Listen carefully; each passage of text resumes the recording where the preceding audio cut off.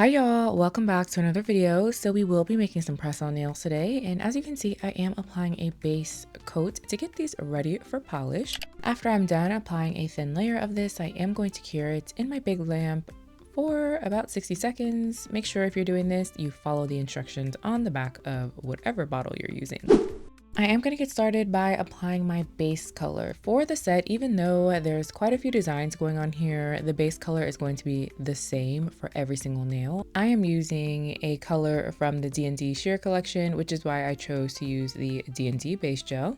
My tip is, if you can and you have it, use a base gel that matches the base color you're going to use. Brands really formulate these products to work with each other, so why not use them if you have them, of course. I am applying 2 coats of this, making sure to cure in between each one. Here is what 2 coats would look like at this point. I'm good with this. If you want a little bit more coverage, you could go in with 3, but I would steer clear of it because we don't want too many gel polish layers on the nail. But I'm not super pressed about that because I will be using this Pat Pat gel to create an aura type effect on the thumb and the ring finger. So placing it right in the center and blending it out. But for the rest of the nails, I'm going to be creating a traditional ombre. You want to pick up just a little bit of product, start patting right at the tip, so that's where most of the pigment is, and then you're going to gently blend towards the base of the nail without putting additional product on your sponge. That's going to give it that soft gradient that seems pretty flawless, almost like an airbrush, at least close enough in my book. And let me tell you, I love these Pat Pat gels. The formula is just so soft, easy to work with. It blends perfectly to give you really soft, I call them like gentle auras or gentle ombres. That makes no sense for what I'm saying, but it's like the soft gradient. So you can see kind of what we have going on here. For the middle finger, I did bring it down slightly more than I did on the pointer finger. I know it looks a little muddy, but I promise you it looks great when you top coat everything. It looks a little suspicious right here, but it's fine. For the ring finger, I'm going to put a little bit of this product right in the center and blend it out softly. And then for the pinky, I am going to do another ombre. Keep in mind that these are gel products, so we are going to go ahead and do a full cure at this point. And I'm going to go in with a matte top gel. I'm going to speed through this because honestly, it kind of pulled the product around and I was really confused by this. So I'm not saying I don't recommend it, but it wasn't my favorite thing. So let's cure and move on.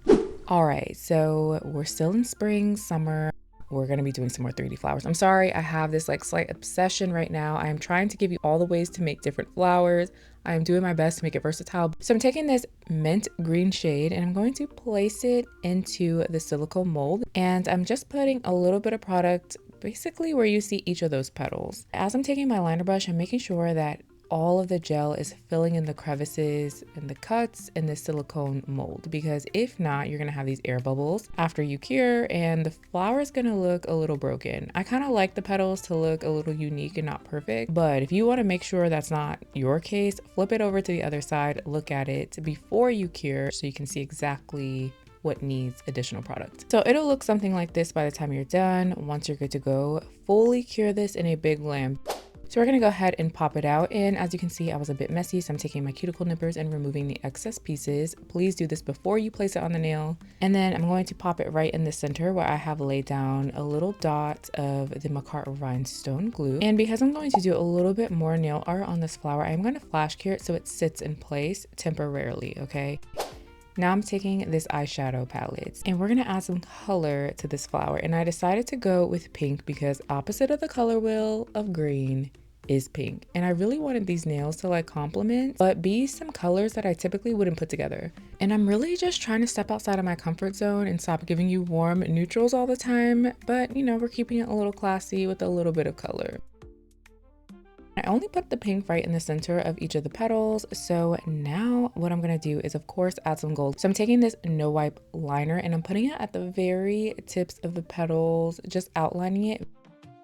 So the best thing to do here is to use the smallest liner brush you have. This was mine and it worked really well.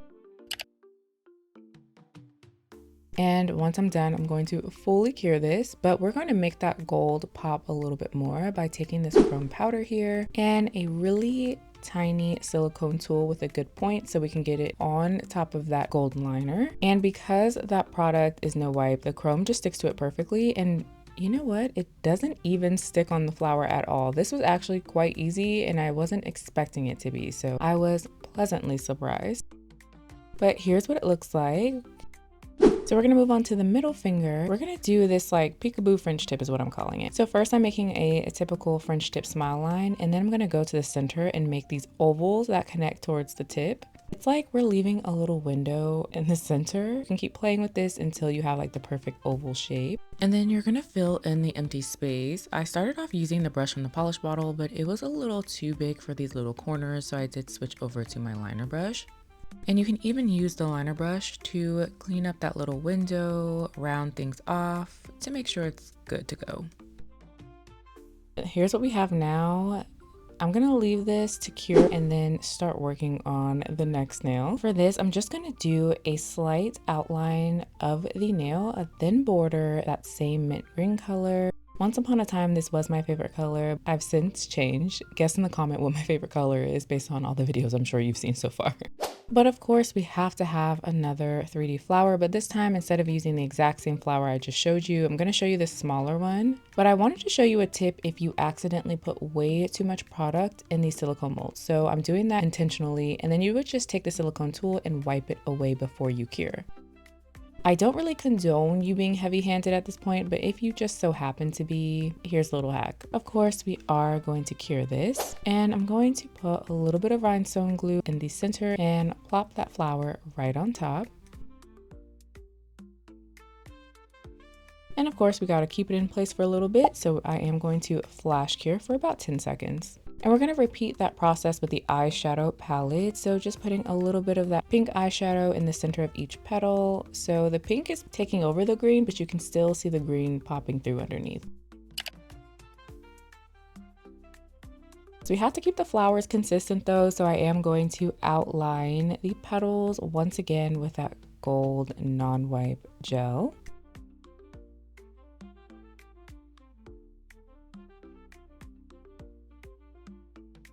And she's just so dainty and cute. Like, I really love how tiny this flower is, so let's go ahead and cure it. And of course, I'm gonna go right on top of that liner with some more gold chrome.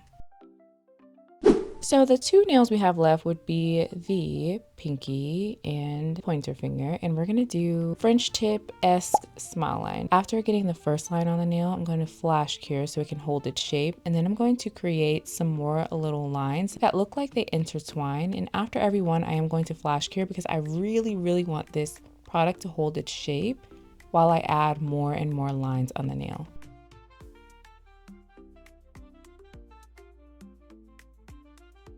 After I'm done, I'm doing a full cure because the flash cure just wasn't enough. And I'm gonna take that same gold chrome and put that right on top of those lines. Gently rubbing this in with this tool that I used for the flowers, but this was taking all day, so I switched over to this tool, which was much quicker and worked much faster.